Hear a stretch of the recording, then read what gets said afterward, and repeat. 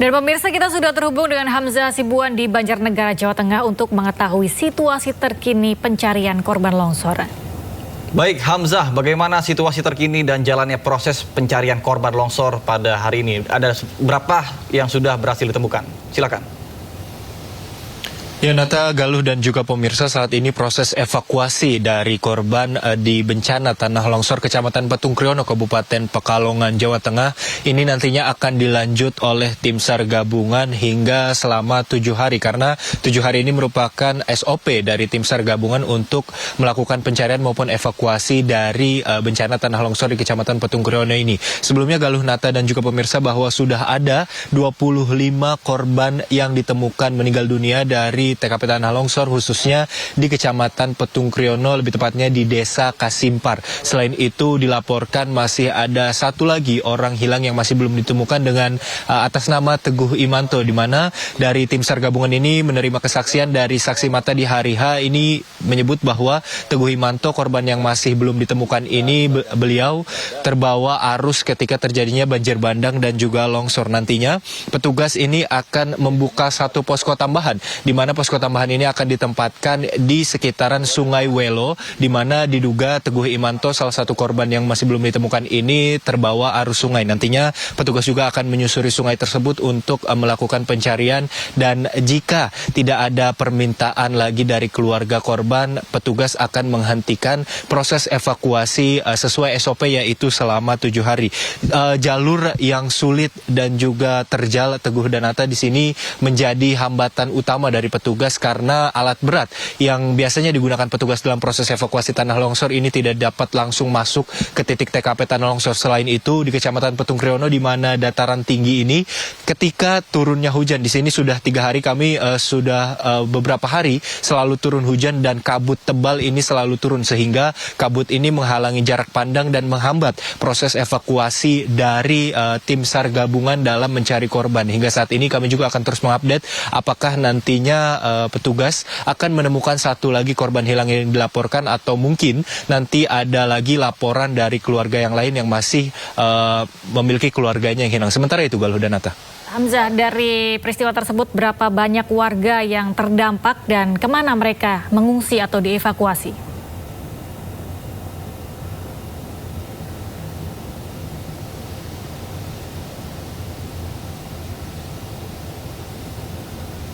Ya Galuh, untuk warga terdampak ini ada sekitar 5 hingga 6 desa. Salah satu desa yang paling terdampak di Kecamatan Petung Kriono ini khususnya yaitu Desa Kasimpar, di mana rumah warga, salah satunya juga rumah Cari, yaitu sekretaris desa dari Desa Kasimpar ini juga terdampak paling parah, hingga kami kemarin juga sempat mengecek ke TKP bahwa rumah-rumah warga ini sudah semuanya terbawa arus longsor dan juga sudah tertimbun material seperti batu dan juga lumpur. Kami sempat turun ke TKP tanah longsor dan melihat bahwa kedalaman lumpur yang menimbun material-material rumah warga ini bisa sedalam hingga 50 hingga 60 cm, di mana jika diinjak tanah lumpur ini masih labil, dan ini juga menjadi salah satu hambatan bagi tim SAR dan tim SAR gabungan untuk mendeteksi adanya mayat di bawah timbunan longsor. Sehingga kemarin kami melihat bahwa tim SAR gabungan ini menggunakan bantuan dari anjing pelacak canine untuk mengendus seperti itu bau ataupun aroma dari jenazah yang tertimbun di bawah lumpur tanah longsor. Galuh.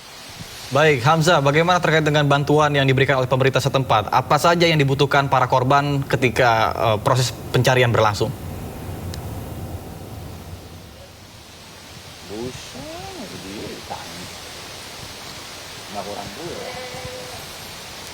Ya Nata, sejauh ini bantuan yang paling dibutuhkan oleh warga terdampak maupun relawan yang bekerja di sekitaran TKP tanah longsor ini masih makanan pokok dan juga air bersih seperti itu. Selain itu bantuan selimut dan juga pakaian ini sangat dibutuhkan, mengingat di Kecamatan Petung Kriono yang berada di dataran tinggi ini pada sore hingga malam hari suhu di sini bisa mencapai 15 hingga 18 derajat Celcius. Belum lagi ditambah jika hujan turun dengan deras, suhu ini bisa kembali turun menjadi drastis, dan ini yang kami rasakan sendiri di mana kami sudah tinggal di sini di Kecamatan Pitung Kriono selama 3 hingga 4 hari, dan kami merasakan bahwa dinginnya malam ini masih menusuk ke kulit dan juga terasa jika tidur. Jadi untuk bantuan yang paling utama dan dibutuhkan oleh warga, korban dan juga relawan yang bekerja di TKP Tanah Longsor ini khususnya, yaitu bantuan seperti selimut dan juga tempat tinggal yang disediakan oleh warga. Sementara itu, Nata. Baik, terima kasih Hamzah Sibuan melaporkan langsung dari Pekalongan, Jawa Tengah. Selamat bertugas kembali dan jaga kesehatan selalu. Dan pemirsa, kita menuju ke informasi berikutnya. Komisi Pemberantasan Korupsi akhirnya menangkap tersangka kasus korupsi pengadaan IKTP Paulus Thanos yang buron sejak tahun 2021. Perusahaan Paulus Thanos disebut meraup keuntungan haram 145 miliar rupiah dari pengadaan EKTP.